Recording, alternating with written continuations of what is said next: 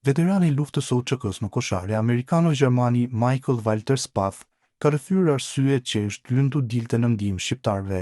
Ai shpreh krenar që Kosova arriti të fitojë lirinë, por njëkohësisht shpreh shqetësimin për procesin gjyqësor në Hag, ku po gjykohen ish-krerët e ushtrisë çlirimtare të Kosovës. Ka një përvojë të gjatë në fushë betejë me ushtrinë amerikane. Ai ishte i përfshirë në misione në Kore, Panama, Honduras, si dhe në vende të tjera. Amerikano-gjermani Michael Walter Spath ishte në dijeni se çfarë po mizorish po ndodhin edhe në Ballkan gjatë viteve të 90-ta. Në një kohë ai vendosi t'i kapë armët sërish dhe të dalë në ndihmë të ushtrisë çlirimtare të Kosovës. Gjatë shërbimit tim në ushtrinë amerikane, pata shumë njohuri rreth asaj që ndodhte në luftrat e Kroacisë dhe Bosnjë-Hercegovinës.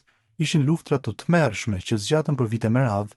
Jam rritur në Gjermani dhe aty kam parë nga afër kontributin e madh të shqiptarëve në rindërtimin e vendit.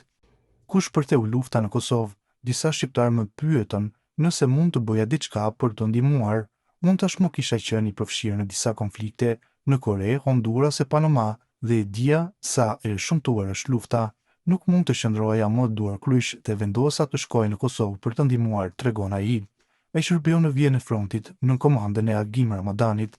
Gjatë betejës kundër serbëve ai mbeti i plagosur 2 herë, por shpreh krenar për suksesin që arritën në terren. Më pritën shumë mirë në Kosovë, sepse disa prej tyre e njihnin profilin tim. Natyrisht ishte sfiduese sepse ushtria çlirimtare e Kosovës atëherë nuk kishte shumë njerëz. Unë shërbeva si snajperist në vijën e frontit në komandën e Agim Ramadanit. Ai analizonte me kujdes situatën në terren dhe ishte tepër profesionist. Në atë betejë arritëm ta vëmë nën presion ushtrinë serbe, por edhe unë mbeta i plagosur.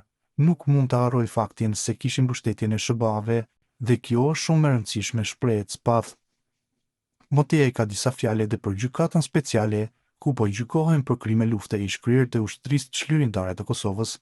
Askush nuk e kishte menduar se njerëzit tanë do të përfundonin në burg mbi akuzat të ngritura nga Dick Marty, të bazuara në raporte të ardhura nga Rusia dhe Serbia. Shtëpia e Verdhët nuk ka ekzistuar kurrë. Kjo është vërtetuar shumë herë. Po ashtu as tregtia me organe nuk ka qenë asnjëherë e mundur. Është provuar se nuk ka ndodhur, sepse nuk kishte asgjë për të marrë nga ata që kishin kaluar andej, thot ish snajperisti i UÇK-s. Spath tregon se edhe sot e kësaj dite vazhdon të përballet me plagët e marra gjatë luftës, ndërsa ruan ende lidhjet e ngushta me Kosovën.